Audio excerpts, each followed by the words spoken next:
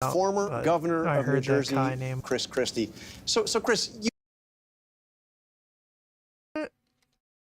Yeah, I remember Shamster. His video was mostly about SA and DV. Victims don't want to be revealed. Yeah, I get what you're saying, but it's like those are the two biggest types of claims as well. Like, if people come to me and say, yeah, this guy, R'd me, I would sympathize for them, feel bad, but unless if they're willing to like provide me any type of evidence or anything, I won't just platform it because it's very dangerous for everyone involved. Truly, is Kai a cheat Twitch guy? Yeah. Let me ask Kai you the Cenat question I tried to ask Tom Cotton. He didn't exactly give me an answer, but you will. Which Trump is going to show up tonight? You know what I mean by that. Which Trump? I think at the beginning of the debate, the Trump who will show up will be the calmer Donald Trump. He knows inherently after the 2020 first debate against Joe Biden that the other Donald Trump is not the one that's a winning formula. The question's going to be, will he be able to continue to maintain that approach through questioning by David and Lindsey and through any comments that Vice President Harris makes in his direction? And that'll be the key to how he performs tonight.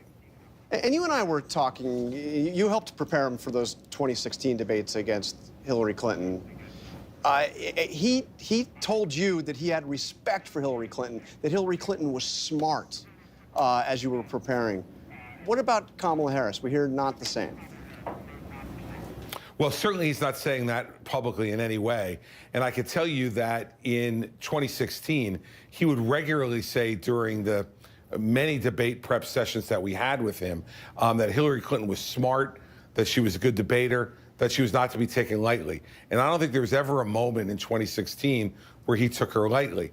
I do think he took Joe Biden lightly in 2020. And clearly during the prep sessions that I had with him, it was very, very difficult to get him to focus on what Joe Biden might or might not do in that first debate. And I think his performance in part reflected that. So the question's going to be, is what he's saying publicly what he really believes? We know that often with Donald Trump, that's performance. But I will tell you that in his 2016 prep, he was serious about getting ready for Hillary Clinton.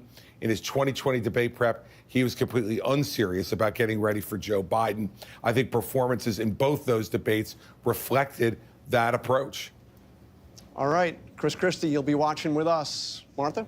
And we have about 6 minutes left before the debate, so let's bring in Donna Brazile, formerly of the DNC, and Reince Priebus, the RNC. Welcome to both of you. And Donna, let's start with you. You have said that Kamala Harris has to own the future, but she also has to own the past. So how does she do this?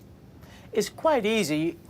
Because I do believe that in talking about the future, you draw from your past. You draw from your past experiences. She draws from how she was raised, the values that was instilled in her as a young lady. Look, she is steady on her feet, still in her resolve, and tonight she should talk to the American people, sit in their living rooms, go to their kitchen table and say, look, I have some ideas that I want to share with you. There's so much that we have done together over the last 4 years, but here's what I think we can do together over the next 4 years. Be positive in her approach and really remind the American people that we don't want to go back to the chaos and the confusion, the disaster that made, of course, the American people go out in droves in 2020 to fire the former president. Say, I want to be a president that lead all Americans. I want to keep us strong and secure, and here's the plan that I want to share with you tonight.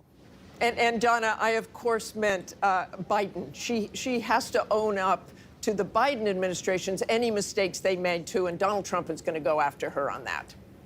You know, Martha, they made mistakes. Donald Trump and Mr. Pence made mistakes. But you know what? If we focus on our mistakes, we won't focus on all of the good things that we could do together as Americans. I do believe there's something to say about people who are now able to work. The people who can buy their insulin without paying over $1,000, $35. There's so much good that she can talk about from the visits that she's made to small towns across this country, large cities across the country. Bring us together. The American people want to be led into the future, not dragged back to another era. Hello?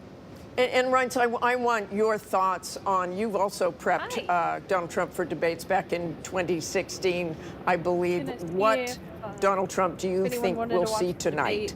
Can he be disciplined about talking about policies and what kind of president he will be? Well, he certainly can be. I mean, the reality is Donald Trump doesn't have a lot to lose tonight. I mean, his support has always been almost unmovable. So the second piece is the honeymoon, I think, is over for Kamala Harris. And you all kind of touched on it with Donna. Kamala Harris has to answer for the state of the economy that she took a role in the Biden administration, the border, you know, her past positions on decriminalizing the border, decriminalizing certain drugs, what her role was in Afghanistan. So really, the spotlight is on Kamala Harris tonight because she played a role in the Biden administration. She wants to act like she's not an incumbent. So this is where the focus is going to be. And she's got a lot to answer for tonight. And I think that's where Donald Trump's focus will be and where it actually should be tonight. Well, one of the things he wants to do I don't think either of them could say anything that will give me hope. How does he attract female voters after saying things about Kamala Harris, and we'll see how he pronounces that tonight, things he said about Kamala Harris, that she's dumb as a rock. That's not really going to attract female voters, is it? Yeah, no, it won't. But I also think that just like he did in the first debate against Joe Biden, I think the formula here is to constantly tie Kamala Harris to the Biden administration, which is where Trump is winning against her on the economy, inflation, and all these other problems that we're having, and then sit back and let her talk. Let her explain herself, her past positions, current positions. How does she feel about how Biden has done on the economy? How does she feel about the border?